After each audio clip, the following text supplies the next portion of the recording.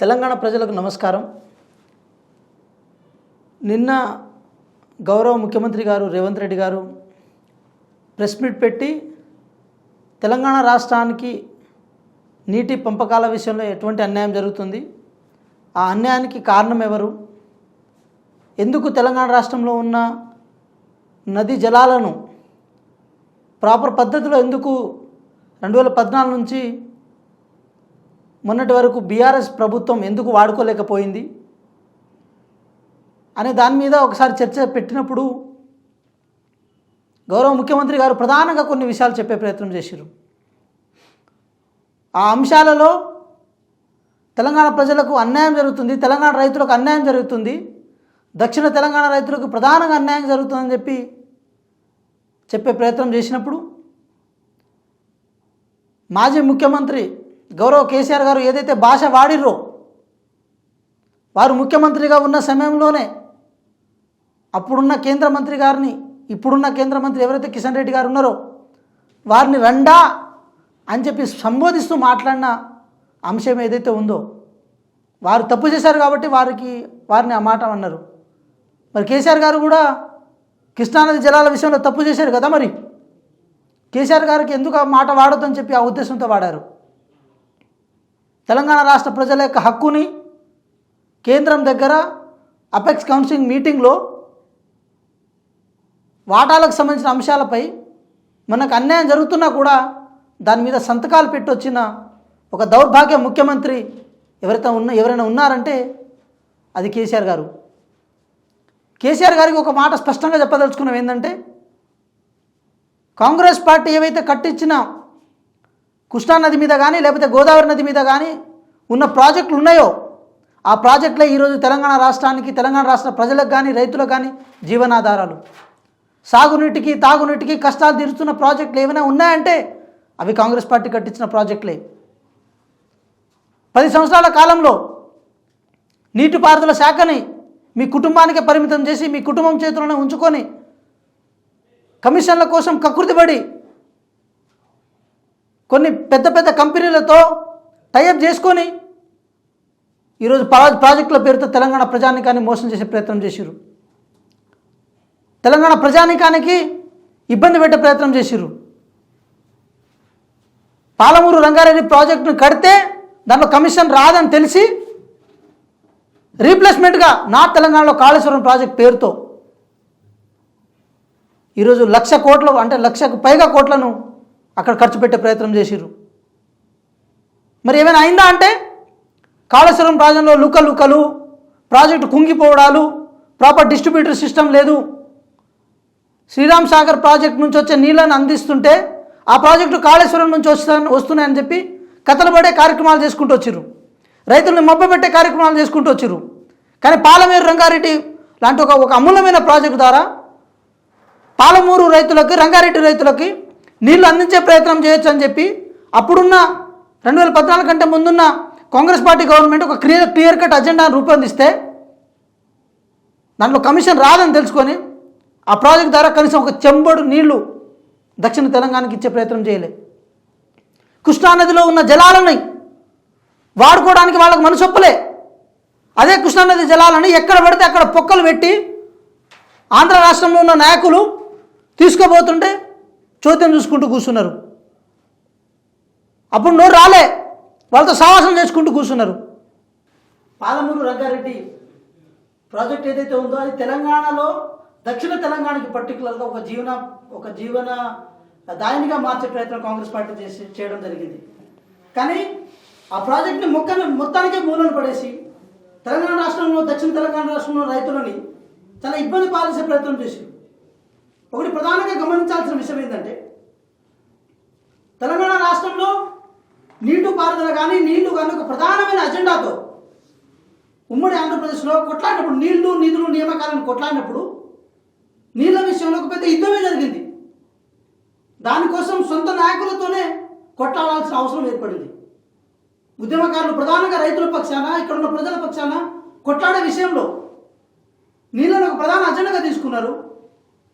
ఇన్ని అంశాలు చేసినప్పుడు నేనే ఈ తెలంగాణ రాష్ట్రానికి ఇంజనీరింగ్ అని చెప్పుకున్న కేసీఆర్ గారు అసెంబ్లీ సాక్షిగా పవర్ పాయింట్ ప్రజెంటేషన్ ఇచ్చి అప్పుడున్న ప్రతిపక్షంలో ఉన్న గౌరవ ముఖ్య అంటే ఎవరు మన ఉత్తమ్ కుమార్ రెడ్డి గారికి కన్ఫ్యూజ్ చేసే ప్రయత్నం చేసి మీరు ప్రిపేర్ అయ్యి రాలేదని చెప్పి తెలంగాణ ప్రజలకు రాంగ్ ఇండికేషన్ ఇచ్చే ప్రయత్నం చేశారు. మరి మీరు ప్రిపేర్ అయ్యి కట్టిన కాళేశ్వరం ప్రాజెక్టు ఈరోజు కుంగిపోతుంది కదా, కూలిపోయే పరిస్థితికి వచ్చిందన్న కదా. మరి పీకని కట్టిరా మీరు? ఏ ఉద్దేశంతో కట్టిరు? తెలంగాణ రాష్ట్ర ఖజానాని ఈరోజు మీ కుటుంబ ఎదుగుదల కోసం, మీ కుటుంబం కోసం పూర్తిగా డైవర్ట్ చేసిన ఒక దుష్ట ప్రభుత్వం ఏదైతే ఉందంటే అది బీఆర్ఎస్ ప్రభుత్వం ఉండే. ఆ దుష్ట ప్రభుత్వాన్ని ఈరోజు ప్రాణంతో తెలంగాణ ప్రజలు కాంగ్రెస్ పార్టీ పట్టం పెట్టే ప్రయత్నం చేశారు. దాంట్లో తెలంగాణ ప్రజలు సక్సెస్ అయ్యారు. కాంగ్రెస్ పార్టీ అధికారం వచ్చింది, ప్రజాపాలన ఏర్పాటైంది. మీరు తవ్విన బొక్కలని పూడ్చే బాధ్యత కాంగ్రెస్ పార్టీకి ఉంటుంది. దాంట్లో ప్రధానమైనది నీటిపారుదల వ్యవస్థ. నీటిపారుదల వ్యవస్థని ఎంత బలంగా తయారు చేస్తే ఈ తెలంగాణ రాష్ట్ర ప్రాంతం అంత సస్యశ్యామలు అయ్యే అవకాశం ఉండే. కానీ పనికిరాని ప్రాజెక్టులు కట్టి, ఒక అర్థం పర్థం లేని ప్రాజెక్టులు కట్టి ఈరోజు తెలంగాణ రాష్ట్ర ప్రజల నెత్తి మీద అప్పుల భారాన్ని మిగిల్చిన ఒక దౌర్భాగ్య స్థితికి ఈరోజు బీఆర్ఎస్ పార్టీకి ఉండే. సీతారామ ప్రాజెక్ట్ని రీడిజైన్ పేరుతో మార్చి ఇప్పటివరకు ఆ ప్రాజెక్ట్ కంప్లీట్ కాలే. వేల కోట్ల వరకు బడ్జెట్ పోతుంది కానీ ప్రాజెక్ట్ కంప్లీట్ కావట్లేదు. అదేవిధంగా చెక్ డ్యామ్ల పేరుతో, ఈ పేరుతో, ఆ పేరుతో నీటి నిల్వ వ్యవస్థను ప్రాపర్ వేలో అర్థం చేసుకోకుండా వారి స్వార్థానికి వాడుకునే ప్రయత్నం చేశారు. కృష్ణానది జలాలను వాడుకునే క్రమంలో ఈ తెలంగాణ రాష్ట్రంలో ఉన్న ప్రతిపక్షాలను కానీ, అఖిల పక్షాన్ని కానీ, మేధావులను కానీ వాడుకున్నప్పుడు ఫెయిల్ అయ్యారు.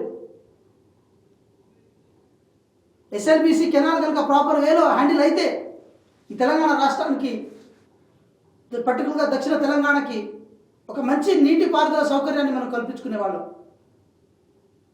ఈరోజు ఆ బోర్డర్లో, ఆంధ్రాకి తెలంగాణకి బోర్డర్లో పోతున్న కృష్ణానది ఎక్కువ ప్రాంతం మన తెలంగాణలోనే ఉంటుంది. అది అయినా సరే వాడుకోవడంలో మనం ఎందుకు ఫెయిల్ అవుతున్నాము? అన్ని విధాలుగా ఆంధ్ర ప్రాంతం సంబంధించిన నాయకులు కానీ, ఆంధ్రప్రదేశ్ సంబంధించిన ప్రభుత్వం కానీ ఎందుకు దాన్ని లాక్కునే ప్రయత్నం చేస్తుంది? అటు గోదావరి నీళ్ళను ప్రాపర్ వేలో వాడుకోలే, కృష్ణానది నీళ్ళను ప్రాపర్ వేలో వాడుకోలే. సమావేశాలు పెట్టినప్పుడు మాత్రం, స్పీచ్లు ఇస్తున్నప్పుడు మాత్రం నీళ్ళను ఎలా వాడుకోవాలని చెప్పి ఒక చీఫ్ ఇంజనీర్ చెప్తున్నట్టు చెప్తారు. కేటీఆర్ గారు మాట్లాడుతూ ఈ 420 హామీలు 100 రోజుల్లో పథకాలన్నీ అమలు చేయకపోతే, 6 గ్యారంటీలు అమలు చేయకపోతే బొంద పెడతారంట మిమ్మల్ని. 100 రోజుల తర్వాత 6 గంటలు అమలు చేస్తే మీరు పోయి మూసులో దూకుతారా? అమలు చేస్తే మీరు పోయి మూసులో దూకండి, అందరు కలిసి కట్టుకొని ఫ్యామిలీ మొత్తం పోయి దూకండి. తెలంగాణ ప్రజలకు విముక్తి ఏర్పడుతుంది, తెలంగాణ ప్రజలకు రిలీఫ్ దొరుకుతుంది. మీరు చేసిన అరాచకాలకు, మీరు చేసిన ఇబ్బందులకి తెలంగాణ రాష్ట్రంలో ఉన్న అన్ని వర్గాలు ప్రధానంగా ఇబ్బంది పడ్డాయి. ఇక్కడ ఇందు గలడందు లేడని సందేహం ఎందుకని చెప్పి ఒకటి ఉంటుంది. మీ నాన్నగారు, మీరు ఇక్కడ అక్కడ లేరని ఏం లేదు, ప్రతి చోట ఉన్నారు. ప్రతి లంగ పనిలో మీ ఇన్వాల్వేషన్ ఉంది, ప్రతి లుచ్చ పనిలో మీ ఇన్వాల్వేషన్ ఉంది, ప్రతి చెత్త పనిలో వేలు పెట్టున్నారు మీరు. అవన్నీ సరిచేస్తున్నాం మేము. ఆ సరిచేసే క్రమంలోనే 6 గ్యారెంటీల విషయంలో ఒక్కొక్కటి స్టెప్ బై స్టెప్ చేసుకుంటూ వస్తున్నాం. ఉత్సాహత లేదు మీకు కొంచెం. ఆ విషయంలో కొంచెం జాగ్రత్త పడండి. ఎందుకు ఇంత ఘాటుగా మాట్లాడాల్సి వస్తుందంటే, తెలంగాణ రాష్ట్రాన్ని విధ్వంసం చేశారు మీరు, దాన్ని సెట్ బ్యాక్ చేస్తున్నాం మేము, దాన్ని రీబూస్ట్ చేస్తున్నాం మేము. మీరు చేసిన విధ్వంసాన్ని మిమ్మల్ని ఊచలెక్క పెట్టేలాగా చేయాలి, తెలంగాణ ప్రజలకు ఫలాన్ని అందియాలి. ఈ 2 ప్రధానమైన బాధ్యతలు గౌరవ ముఖ్యమంత్రి గారి మీద ఉన్నాయి. కాబట్టి ఓపికతో ఉన్నాం. ఆగండి, కొంచెం ఆగండి. హరీష్ రావు విషయానికి వస్తే ఆటో డ్రైవర్లతోటి సమీక్షలు చేస్తూ ఉన్నాడు. మళ్ళీ ఇంకోటి ఏంటంటే, రేవంత్ రెడ్డి తలకిందులు ఎలాన్నా రాహుల్ గాంధీ ప్రధానమంత్రి కాలేరని అంటున్నాడు. ఇలాంటి అహంకారపూరితమైన మాటలు మాట్లాడే కేసీఆర్ని ఓడగొట్టి ఇంట్లో కూర్చోబెట్టారు. ఇంకా మీరు మాట్లాడుతూనే ఉండండి, ఇంకా ఫామ్ హౌస్కే పరిమితం అయిపోతారు, మొత్తానికి అసెంబ్లీకి రాడు. ఒక మాట మాట్లాడేటప్పుడు అర్థం పడుతుందో మాట్లాడండి. బిల్లా రంగాల్లాగా మీరు మాట్లాడద్దు. ఎందుకంటే ఏమో సమాచారం ఏం నడుస్తుందంటే, నువ్వే పోయి పార్టీ చీలిక తెచ్చి రేపు పార్లమెంట్ ఎలక్షన్ తర్వాత పార్టీని పుల్లబెట్టి ఏదైనా ఆగం చేస్తారని చెప్పి తెలంగాణ ప్రజలందరూ అనుమానిస్తున్నారు. ఫస్ట్ మీ ఇంట్లో ఉన్న గొడవలని ఫస్ట్ సర్దుబాటు చేసుకోండి. రాహుల్ గాంధీ గారు ప్రధానమంత్రి అవ్వాలా లేదని చెప్పి దేశ ప్రజలు ఆల్రెడీ నిర్ణయించుకున్నారు. మోడీ విధానాలపై దేశ ప్రజలు ఆల్రెడీ విసుగు చెంది ఉన్నారు. కానీ మీరు, మీ నాన్న అంటే మీ మామగారు, మీ బామ్మర్ది, మీరు, కవిత గారు, మీరందరూ ఫస్ట్ ఈ తెలంగాణ రాష్ట్రాన్ని ఎట్లా తెచ్చుకోవాలని చెప్పి ఒక స్క్రిప్ట్ తయారు చేసుకుని ఉన్నారు కదా. దాన్ని తెలంగాణ ప్రజలకు ఇంకా పూర్తిగా సంపూర్ణంగా చూసేలా చేసుకోకండి. చూసేలా చేసుకుంటే మొత్తం ఇక గుంపు గుంపు మొత్తం ఫామ్ హౌస్కి అయిపోయే పరిస్థితి అయితే వస్తుంది. కాబట్టి తస్మాత్ జాగ్రత్త. హరీశ్రావు గారు, మీ మీ మీ ముట్టి కింద కుంపటి ఆల్రెడీ పెట్టే ప్రయత్నం ఆల్రెడీ చేసి ఉన్నారు మీ మామ.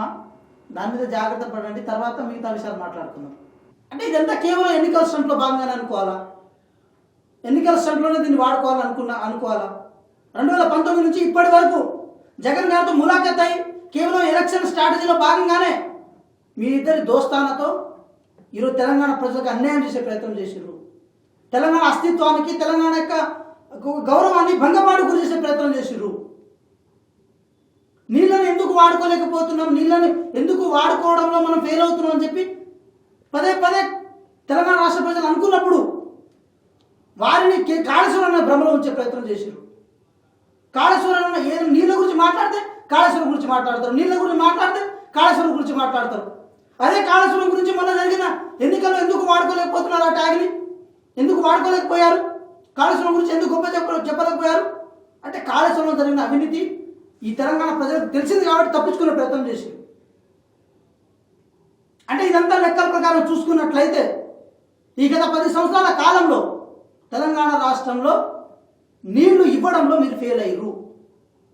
నియామకాల్లో ఫెయిల్ అయ్యారు, నిధుల కేటాయింపులో ఫెయిల్ అయ్యారు, నీళ్ళ విషయంలో ఫెయిల్ అయ్యారు.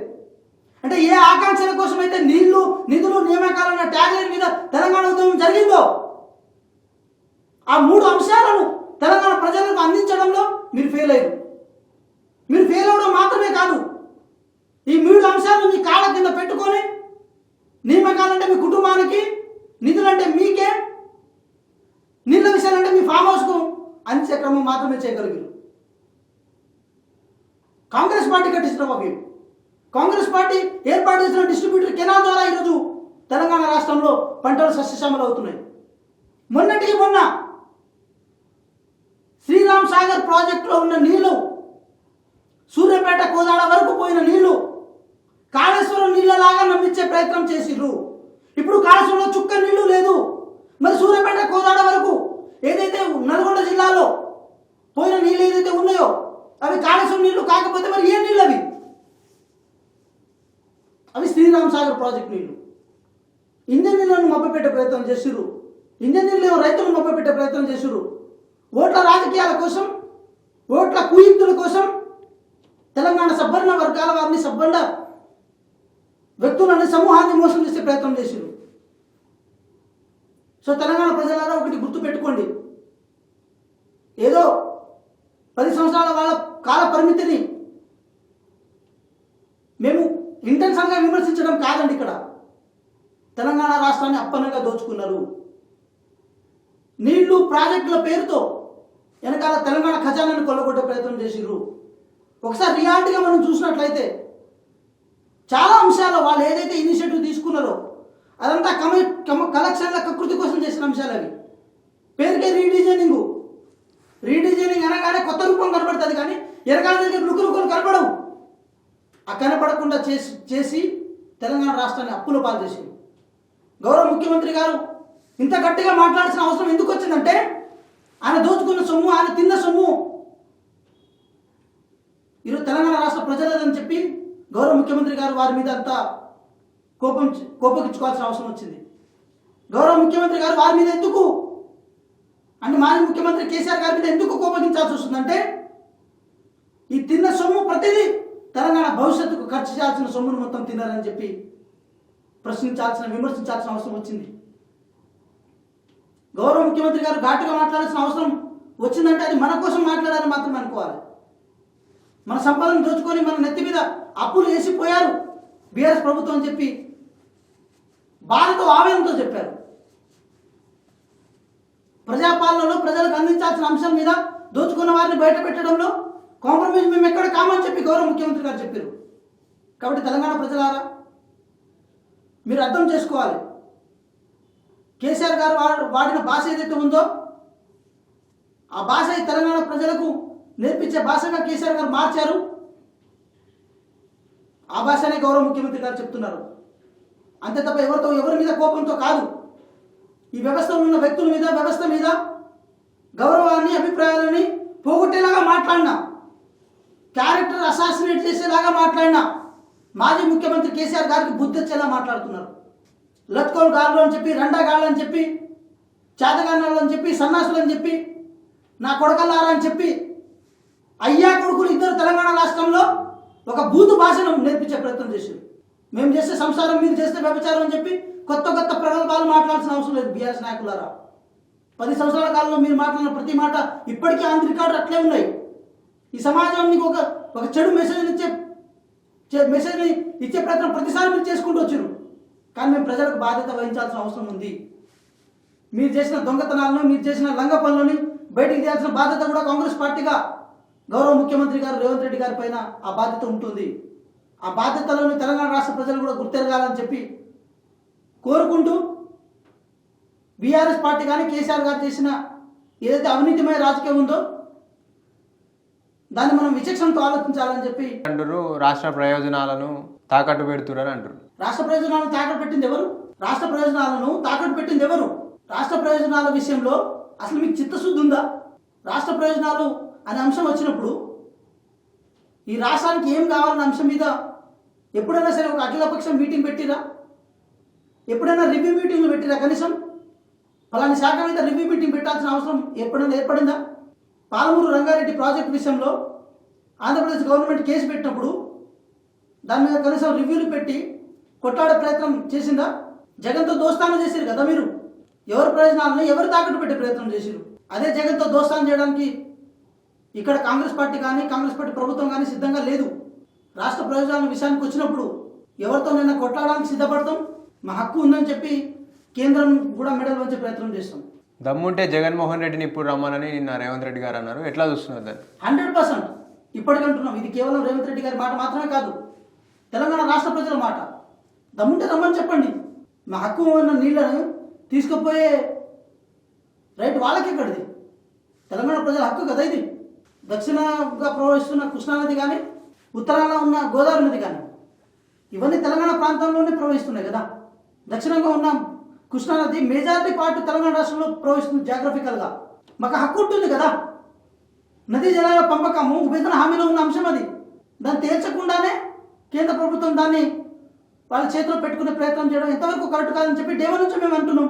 కానీ 10 సంవత్సరాల కాలంలో ఆ నదీ జలాన్ని వాడుకోవడంలో ఎందుకు కేసీఆర్ గవర్నమెంట్ ఫెయిల్ అయిందని చెప్పి మేము ప్రశ్నిస్తున్నాం, మేము అడుగుతున్నాం. పాలమూరు రంగారెడ్డి ఎత్తిపోతుల పథకం అనేది కాంగ్రెస్ పార్టీ ఒక రూపం ఇచ్చి కేసీఆర్ చేతిలో పెడితే దాన్ని రీడిజైన్ చేసి పోయి కోర్టులో ఇరికించే ప్రయత్నం చేసారు. ఇంతవరకు దానికి ఒక కొలిక్కి రాలేదు. ఒక చెంబెడు నీళ్ళు కూడా ఇవ్వలేదు కదా. మరి అది మన హక్కు కదా, తెలంగాణ రాష్ట్ర ప్రజల హక్కు కదా. బరాబర్ అడుగుతాం ఆ విషయం. ఇక రేవంత్ రెడ్డి గారు ఇంద్రవెల్లి సభలో మాట్లాడిన తర్వాత బీఆర్ఎస్ నాయకులు ప్రెస్ మీట్ పెట్టారు. కవిత గారు చాలా విమర్శలు చేశారు. 6 గ్యారంటీలలో గ్యాస్ ఏదైతే గ్యాస్కు సంబంధించింది ఉందో ఆ పథకాన్ని ఇంప్లిమెంట్ చేసేటప్పుడు అసలు ప్రియాంక గాంధీ ఇక్కడికి వస్తే రాష్ట్రం అగ్నిగుండమే అన్నట్టు మాట్లాడిన మాటలను ఎట్లా చూస్తున్నారు? ఒక విషయం మీరు గమనించుకోండి. ప్రధానంగా ఏంటంటే తెలంగాణ రాష్ట్రాన్ని ఇచ్చిన కుటుంబం గాంధీ కుటుంబం. ఆ కృతజ్ఞత కేసీఆర్ గారి కుటుంబానికి లేకపోవచ్చు, కానీ తెలంగాణ ప్రజలకు ఉంది. 6 గ్యారంటీలు అమలు చేసే విషయంలో ప్రియాంక గాంధీ గారు చాలా సభల్లో, చాలా వేదికగా వారు మాట్లాడిన అంశం ప్రధానంగా మహాలక్ష్మి అంటే తెలంగాణ ఆడబిడ్డలను అప్లిఫ్ట్ చేసే విషయంలో గ్యాస్ కనెక్షన్ కానీ, ఫ్రీ బస్ కానీ, లేకపోతే ఉచిత కరెంట్ కానీ, ఇవి ప్రధానంగా మహిళల పేరు మీద ఉన్న అంశాలు. తెలంగాణ రాష్ట్ర ప్రజలు ప్రియాంక గాంధీ గారిని ఇందిరాగాంధీ గారి లాగా చూస్తారు. ఒక ఇందిరాగాంధీ గారికి ఎలాంటి స్టేచర్ ఉందో తెలంగాణ రాష్ట్రంలో, అదే స్టేచర్ ప్రియాంక గాంధీ గారిలో చూసుకుంటారు. సో ఆ కోణంలో ఒక సాంప్రదాయ అంశంగా పిలిచే ప్రయత్నం చేస్తున్నాం. మీ అన్న బిడ్డ హిమాంశు గారు ఏ హోదాలో శ్రీరాముల వారి కళ్యాణానికి వెళ్ళి తలంబ్రాలు సమర్పించారు? మరి అప్పుడు ప్రోటోకాల్ గుర్తు రాలేదా? అప్పుడు ప్రోటోకాల్ అడ్డు రాలేదా? గౌరవ ముఖ్యమంత్రి గారు కేసీఆర్ అయితే, మాజీ ముఖ్యమంత్రి గారు కేసీఆర్ అయితే, మీ అన్న కేసీఆర్ గారి సుపుత్రుడైన కేటీఆర్ గారు చాలా విషయాల మీద సమీక్షలు సమావేశాలు జరుపుతుండేటోడు కదా, మరి ఏ హోదాలో జరుపుతుండేటోడు, మరి ఏ హోదాలో చేసేటోడు, మరి అప్పుడు రాలేదా ఇవన్నీ గుర్తుకు రాలేదా? ప్రశ్నించడానికి అడగడానికి మీ దగ్గర అంశాలు లేవు. మీరు చేసిన కొన్ని నీచమైన పనులను ఎక్కడ జనాలు గుర్తించి మళ్ళీ పార్లమెంట్ ఎలక్షన్స్లో చెప్పుతారు కొడతారని చెప్పి గ్రహించి దాన్ని కప్పిపుచ్చే ప్రయత్నం చేస్తున్నారు. మీరు ఎన్ని కుట్రలు చేసినా ఎన్ని కుతంత్రాలు చేసినా పార్లమెంట్ ఎలక్షన్స్లో మిమ్మల్ని బుద్ధి చెప్పడానికి తెలంగాణ ప్రజలు మిమ్మల్ని 100 మీటర్ల లోతులో గోతులో పాత పెట్టడానికి తెలంగాణ ప్రజలు సిద్ధంగా ఉన్నారు. మీది కుటుంబ పాలన అని మీరు అన్నారు, బీఆర్ఎస్ది కుటుంబ పాలన అని. ఇప్పుడు మీదే కుటుంబ పాలన అయింది. కోమటిరెడ్డి బ్రదర్స్ అని, బట్టి విక్రమార్క గారి మా తమ్ముడు మల్లు రవి కానీ మీదే కుటుంబ పాలన అయింది. కవిత గారు విమర్శిస్తూ ఉన్నారు. ఒక విషయం ఏంటంటే కవిత గారికి ఒక మాట ప్రధానంగా చెప్పాలి. తెలంగాణ ప్రజలు యాక్సెప్ట్ చేస్తున్నారు, కుటుంబ పాలనని కాదు అది. తెలంగాణ ప్రజలు యాక్సెప్ట్ చేస్తున్నారు. కుటుంబ పాలనకు దీనికి డిఫరెన్స్ ఏంటంటే మీ అన్నగారైన కేటీఆర్ గారు మేనేజ్మెంట్ కోటాలో వచ్చి సిరిసిల్లలో పోటీ చేశారు. మీరు 2014లో ఎంపీగా గెలిచి 2019లో మళ్ళీ ఓడిపోతే అనివార్యంగా మిమ్మల్ని తీసుకొచ్చి ఎమ్మెల్సీగా చేసి ఈరోజు చట్టసభలో పెట్టే ప్రయత్నం చేశారు. అవే ఎంపీ ఎన్నికల్లో చాలామంది ఓడిపోయారు కదా, మరి వారిని ఎందుకు ఎమ్మెల్సీలు వేయలే మీ నాన్నగారు? వారిని ఎందుకు చట్టసభలో ఉంచలేకపోయారు మీ నాన్నగారు? అంటే దాని కుటుంబ పాలన అంటే ఇది. ప్రజలు వారి నిర్ణయాన్ని సంపూర్ణంగా చెప్పినప్పటికీ కూడా మేనేజ్మెంట్ కోటాలో వెనకడూరు నుంచి వచ్చి చట్టసభలో కూర్చోవడం, ప్రభుత్వంలో కూర్చోవడాన్నే కుటుంబ పాలన అంటారు. కవిత గారు, మాజీ పార్లమెంట్ సభ్యులు కవిత గారు, కుటుంబ పాలనకి 2 అర్థాలు ఇవే. వీటిని ద్వంద్వ అర్థాలు అనరు, 2 అర్థాలు ఇవి. సో ఆ విషయం మీరు గ్రహించండి. పర్టికులర్గా ఆ విషయం మీద క్లారిటీ తెచ్చుకోండి. మళ్ళీ నిజామాబాద్ నుంచి పోటీ చేద్దామని ఏదో అనుకుంటున్నట్టున్నారు. ఈసారి అంతకంటే తక్కువ మెజారిటీతో ప్రజలు మిమ్మల్ని గెలిపిస్తారు. నెక్స్ట్ టైం ఎమ్మెల్సీ కావడానికి కూడా అవకాశం లేదు.